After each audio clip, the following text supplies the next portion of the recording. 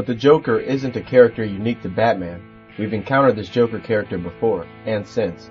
The Joker's true name, or one of many, is Asmodeus. But first, here's the intro from the movie Spawn. The battle between heaven and hell has waged eternal. Their armies fueled by souls harvested on Earth. The devil Malbolgia has sent a lieutenant to Earth to recruit men who will turn the world into a place of death in exchange for wealth and power. A place that will provide enough souls to complete his army and allow Armageddon to begin. In Spawn, you've got this Joker kind of guy who's working for the devil. His job was to prepare Earth so that Spawn may lead Satan's army to heaven and destroy it. In the movie, Spawn is betrayed and killed by his boss, is sent to hell, and makes a deal with Satan to get a second chance for revenge and love so long as he leads Satan's army to attack heaven. Spawn agrees and returns to the land of the living with incredible abilities and a regenerative body made of a luminous material. Now the clown is kind of bitter because he believes that his likeness is closer to Satan than Spawn's is, and that he should lead Satan's army. And although he's bitter, he's under strict orders to ensure Spawn succeeds in all he does. Eventually, the tension surfaces. Spawn and the clown fight. Spawn wins, refuses to play ball with Satan's plan, and the Earth is saved. This demonic clown has quite a bit in common with the Joker. Then there's Asmodeus, from the movie Gabriel. Gabriel is about an archangel named Gabriel, who was sent from heaven to do battle with demon villains. He arrives to find a dark, cruel world where his comrades, who are also angels, live in hiding and fear while demons rule humanity. After locating his superhero friends, he's disappointed to discover that they've discontinued their fight against evil, and now live in the shadows. Almost immediately after banding together behind Gabriel, Asmodeus and Samael discover the Archangel's locations and begin picking them off in an effort to remove the forces of goodness so that the souls of the city will belong to the fallen. After a drawn-out crusade to kill the fallen one by one, Gabriel eventually works his way up to Samael, who he kills and dies with. Then there's Ozymandias, from the Watchmen. Watchmen is about a group of crime-fighting superheroes who retire and go their separate ways. All but two of these superheroes, Ozymandias and Dr. Manhattan, keep their identity secret. Soon it appears that members of the retired supergroup, the Watchmen, are being targeted for assassination. It is eventually revealed that superhero and former colleague Ozymandias is behind the plan to neutralize his ex-partners so that he may bring about a massive change on a global scale by using a series of false flag terror attacks. Watchmen, similar to Gabriel, includes a superhero who's disappointed that his comrades who are retired, in hiding, and letting a potentially evil plot proceed unchallenged. But more than that, it includes two characters whose names sound similar, Asmodeus and Ozymandias. Not exactly a stretch. Still more than that, both are behind assassinations and rumored to be homosexual. Here's Adrian, aka Ozymandias, from Watchmen, hanging out with the village people. Even Adrian fight. Possible homosexual. Here's Asmodeus' play toy, who is obviously a man in drag. And this scene definitely ties him to the Joker, and it was designed to. Just like the famous scene with Jack Nicholson looking into the mirror, Gabriel has this scene. And similar to Jack Nicholson's Joker, Asmodeus cuts up his human pet and refers to it as art. It's fucking hideous. She's not finished yet. Bob, Alicia. Why is she wearing a mask? Well, she's just a sketch, really. It's a living work of art.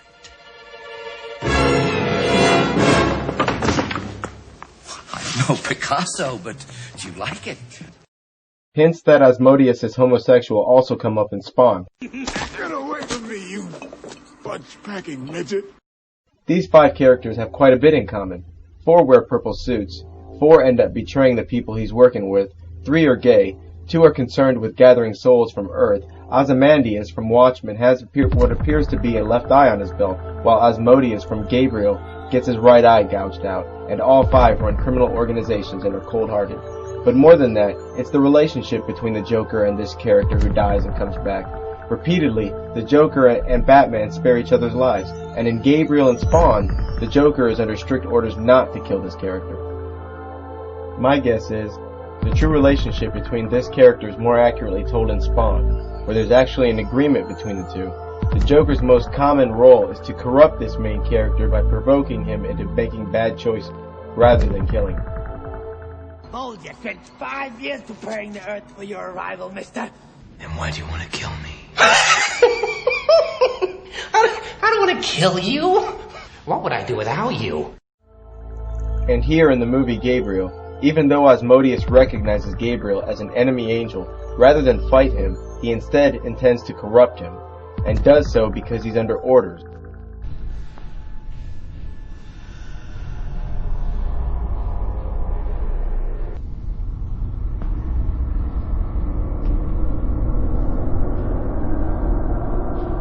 Give this gentleman half price.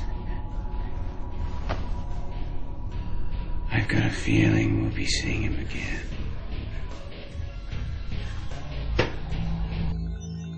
Watchmen and Gabriel also have yet another character in common, Moloch. Complete with odd-shaped ears, bald heads, and both working for the bad guys. Moloch was an ancient Canaanite god who was mentioned in the Bible as a pagan god whose followers would sacrifice their children to by throwing them in fire.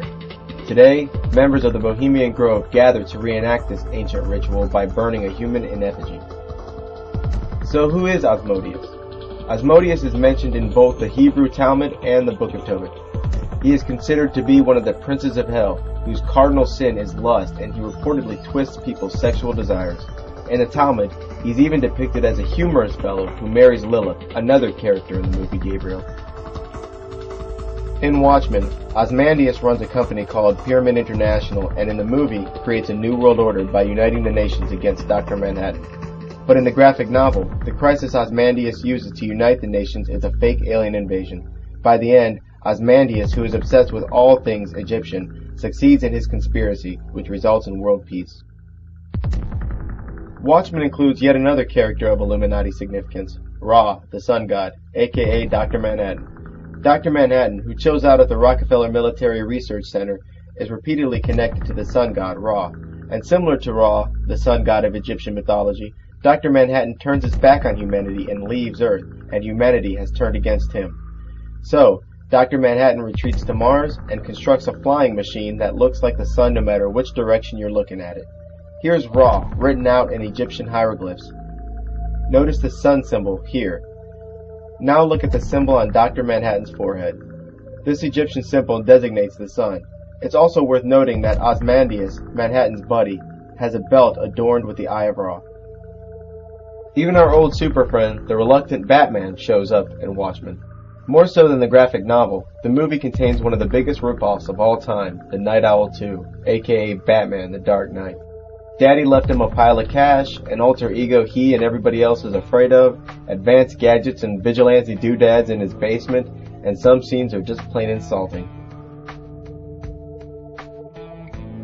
The Watchmen are an obvious reference to the Watchers, spoke about in the Bible and numerous other texts as being those who were sent down to guide and protect mankind, but eventually go bad.